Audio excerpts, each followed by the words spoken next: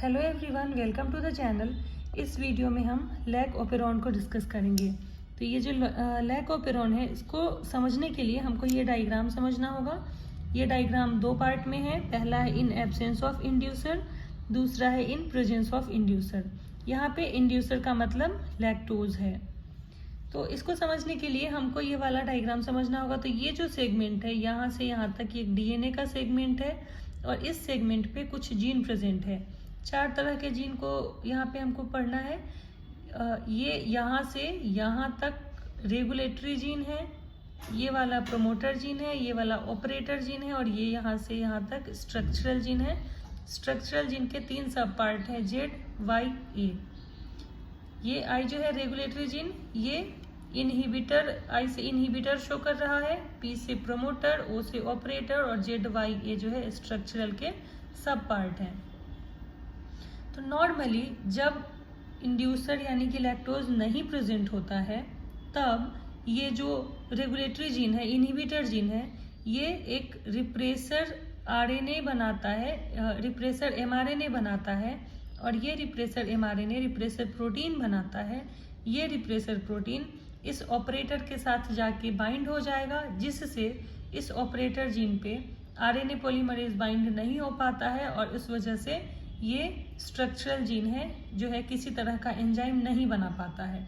लेकिन जब सेल के अंदर लैक्टोज प्रेजेंट होगा, तब ये जो इनहिबिटर जीन ट्रांसक्रिप्शन के प्रोसेस से रिप्रेसर एमआरएनए बनाएगा और ये एमआरएनए ट्रांसलेशन के प्रोसेस से यहाँ पे जो रिप्रेसर प्रोटीन बनाएगा, इस रिप्रेसर प्रोटीन के साथ ये लैक्टोज जो है बाइंड हो जाएगा और इस रिप्रेसर प्रोटीन को इनएक्टिव रिप्रेसर प्रोटीन बना देगा, जिस वजह से ये जो रिप्रेसर प्रोटीन है ऑपरेटर के साथ जाके बाइंड नहीं होगा। और फिर अगर इस ऑपरेटर के साथ ये रिप्रेसर प्रोटीन बाइंड नहीं होगा तो ये ऑपरेटर फ्री रहेगा, इस पे आरएनए पॉलीमरेज आके बाइंड होगा और फिर ये जो स्ट्रक्चरल जीन है जेड वाई ए, ये प्रोटीन बनाएंगे। जेड जो है वो बीटा गैलेक्टोसाइडेज बनाएगा, वाई जो है वो परमीएज बनाएगा, ए जो है ट्रांस एसिटाइलेज बनाएगा और ये एंजाइम जो है फिर लैक्टोज को ब्रेक करेंगे और लैक्टोज जो है ग्लूकोज और गैलेक्टोज में टूटेगा। ठीक है, तो ये यहाँ पे कुछ पॉइंट है जो अगर आपको समझने में दिक्कत हो तो डिस्कस कर लेते हैं। जैसे कि सबसे पहले क्वेश्चन आपसे पूछा जाएगा कि लैक ओपेरॉन जो है इसको किसने दिया था, लैक ओपेरॉन के बारे में किसने बताया था। तो जैकब और मोनेड, ये क्वेश्चन बनता है सबसे पहला कि लैक ओपेरॉन को किसने, लैक ओपेरॉन के बारे में किसने बताया था। तो जैकब और मोनेड ने बताया था।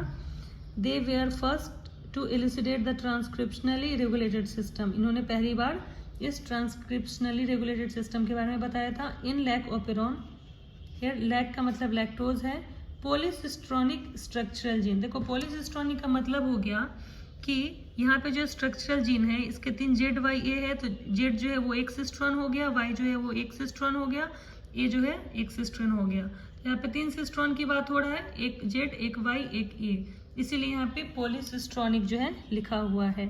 Structural gene is regulated by common promoter and regulatory gene.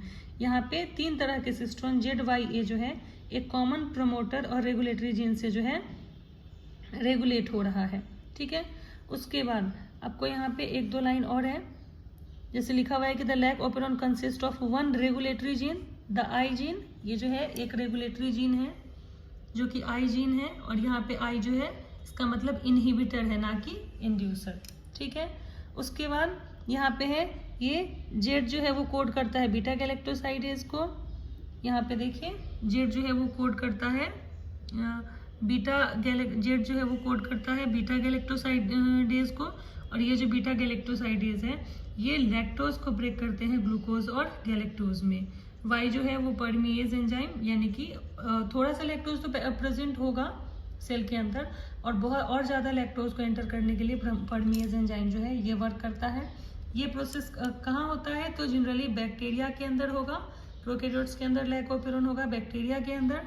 और कब होगा, जब सेल के अंदर ग्लूकोज नहीं होगा उस समय लैक्टोज को ग्लूकोज और गैलेक्टोज में तोड़ा जाता है। तो ये लैक ओपेरॉन के बारे में है। अगर आपको कोई डाउट है तो आप कमेंट कर सकते हैं, मैं उसको क्लियर कर दूंगी।